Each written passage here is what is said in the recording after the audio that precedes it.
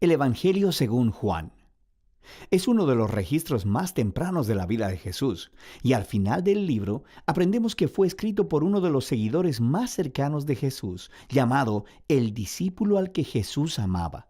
Él aparece muchas veces en la narración misma, y hay algo de debate respecto a si es Juan, hijo de Zebedeo, uno de los 12, o un Juan diferente que vivió en Jerusalén y que después fue conocido en la iglesia como Juan el Anciano. Sea el Juan que sea, el libro incorpora su testimonio ocular y fue diseñado brillantemente con un propósito claro que se declara cerca del final del libro. Juan dice: pero esta historia se ha escrito para que ustedes crean que Jesús es el Cristo, el Hijo de Dios, y para que al creer tengan vida en su nombre. Juan cree que el Jesús sobre quien lees en este libro está vivo, es real, y puede cambiar tu vida para siempre. El diseño de este libro es realmente genial. Su primera mitad abre con un poema introductorio y una historia corta que es seguida por un gran bloque de historias acerca de Jesús, haciendo señales milagrosas que generan cada vez más controversia. Todo esto culmina en su señal más grande, la resurrección de Lázaro, la cual provoca la controversia más grande, donde los líderes de Israel deciden matar a Jesús.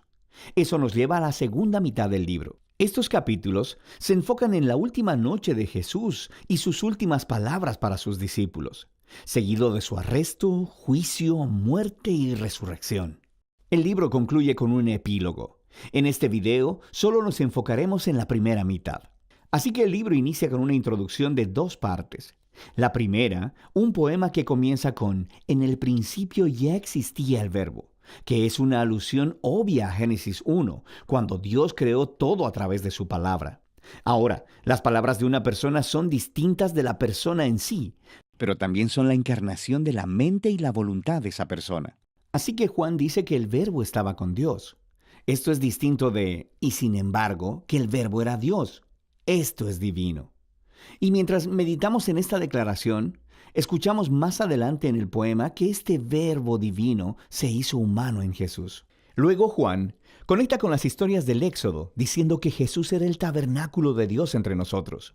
La gloriosa presencia divina que estaba sobre el arca del pacto se hizo humana en Jesús, lo que lleva a su última declaración, que el único y verdadero, el Dios de Israel, consiste en Dios el Padre y el Hijo que se ha hecho humano para revelarnos al Padre. Mientras consideramos estas asombrosas declaraciones, empezamos a escuchar una historia acerca de cómo Juan el Bautista se encontró con Jesús por primera vez y luego guió a otras personas a encontrarse con él y a convertirse en sus discípulos. Y una por una, mientras las personas se encuentran con Jesús, dicen en voz alta quién piensan ellos que Él es. Y en este capítulo se le da 7 títulos a Jesús. Estos títulos nos preparan para el amor de Juan por el número 7 al diseñar el libro y también declaran algo, que este ser Jesús de Nazaret, completamente humano, es el Rey mesiánico. Él es el Maestro de Israel y Él es el Hijo de Dios que morirá por los pecados del mundo. Esta es una afirmación muy grande acerca de una persona, y ahora Juan va a respaldarla a través de las historias en los capítulos del 2 al 12.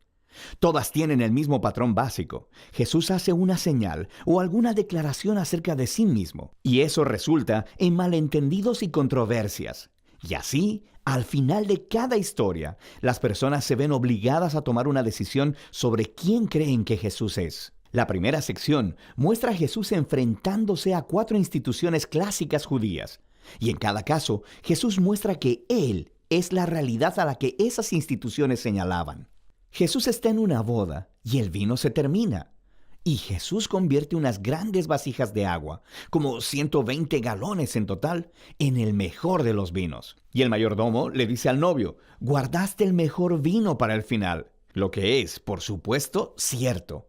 Pero Juan también le llama a esto la primera señal milagrosa de Jesús. En otras palabras, es un símbolo que revela algo acerca de Jesús. Justo como dijo Isaías, que el reino mesiánico sería como una gran fiesta con gran cantidad de buen vino. Esta primera señal milagrosa revela la generosidad del reino de Jesús.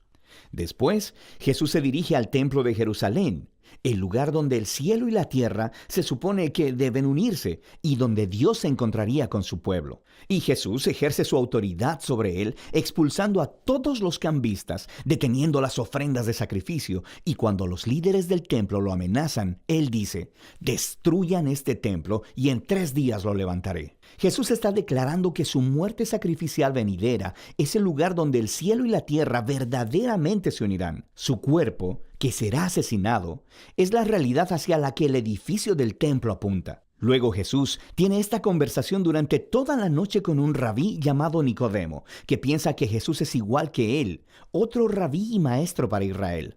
Pero Jesús dice que Israel necesita mucho más que simplemente otro maestro con nueva información. Israel necesita un nuevo corazón y una nueva vida. O en sus propias palabras, nadie puede experimentar el reino de Dios sin haber nacido de nuevo. Jesús cree que los humanos están atrapados en una red de egoísmo y de pecado que lleva a la muerte. Pero Él también sabe que Dios ama a este mundo, así que Él está aquí para ofrecer al pueblo un nuevo nacimiento, una nueva oportunidad de vivir.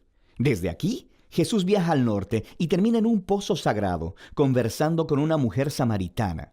O sea que no es judía. Ellos empiezan a hablar acerca del agua del pozo, la cual Jesús cambia en una metáfora acerca de sí mismo. Él dice que Él está aquí para traer agua viva que puede transformarse en una fuente de vida eterna. Ahora, en Juan, este término se refiere a una nueva calidad de vida, una que está llena del amor eterno de Dios, y es una vida que puede empezar en el ahora y continuar hacia el futuro. Después de esto, Juan ha diseñado otra colección de historias que tuvieron lugar durante 4 de los días sagrados judíos, o fiestas. Y de nuevo, Jesús utiliza las imágenes relacionadas con las fiestas para hacer declaraciones acerca de sí mismo. Primero, Jesús sana a un hombre paralítico en el día de reposo, lo que desata una controversia con los líderes judíos sobre trabajar en el día de reposo. Y Jesús dice que es su Padre quien está trabajando en el día de reposo, así que Él también. Y ellos entienden lo que Jesús está diciendo. Él estaba llamando a Dios su Padre, haciéndose igual a Dios. Así que quieren matarlo. La siguiente historia tiene lugar durante la Pascua, la fiesta que volvía a contar la historia del Éxodo con la cena simbólica del Cordero, el pan y el vino. Y Jesús, milagrosamente, provee comida para una multitud de miles de personas, lo cual resulta en que la gente le pida más pan. Y luego Jesús declara que Él es el verdadero pan y que si ellos comen de Él, descubrirán la vida eterna. Y esto ofende a muchas personas que dejan de seguirlo. Después de esto, hay un bloque de historias ambientadas en Jerusalén durante la fiesta de los tabernáculos, la cual volvía a contar la historia del camino de Israel por el desierto mientras Dios los guiaba con la columna de nube y fuego y les daba agua en el desierto. Y Jesús se levanta en los atrios del templo y exclama: «Si alguno tiene sed, venga a mí y beba». Y luego Él dice: «Yo soy la luz del mundo». Está diciendo que Él es la presencia iluminadora de Dios y el regalo de vida de Dios para su pueblo. Y algunos le creen y le siguen, pero otros se ofenden. Y otros aún tratan de matarlo por estas afirmaciones exaltadas. La fiesta final es durante Hanukkah, que significa rededicación. Se trata de cómo Judas Macabeo limpió el templo de los ídolos y lo separó como santo una vez más. Y Jesús se dirige al área del templo y dice que Él es aquel que Dios ha apartado como el santo y que Él es el verdadero templo donde la presencia de Dios mora. Y también dice: «El Padre y yo somos uno». Esto enfurece tanto a los líderes de Israel que empiezan a trabajar en un plan para matar a Jesús, así que Él se aparta de la ciudad. Todos estos conflictos culminan en una última señal milagrosa. Jesús se entera de que su querido amigo Lázaro está enfermo, pero su familia vive cerca de Jerusalén, que ahora es una trampa mortal para Jesús. Jesús pudo haberse quedado lejos y hubiera salvado su propia vida, pero Él ama a Lázaro, por lo que una vez que se entera de que Lázaro murió, Él va a resucitarlo de los muertos y le llama a que salga de la tumba, sabiendo que esto le costará su propia vida. Y por supuesto, las noticias de esta maravillosa señal se esparcen rápidamente. Y justo como Jesús sabía que sucedería, los líderes de Jerusalén escuchan lo que pasó y empiezan a conspirar para asesinarlo. Así que él entra en Jerusalén como el rey de Israel, quien es rechazado por sus líderes.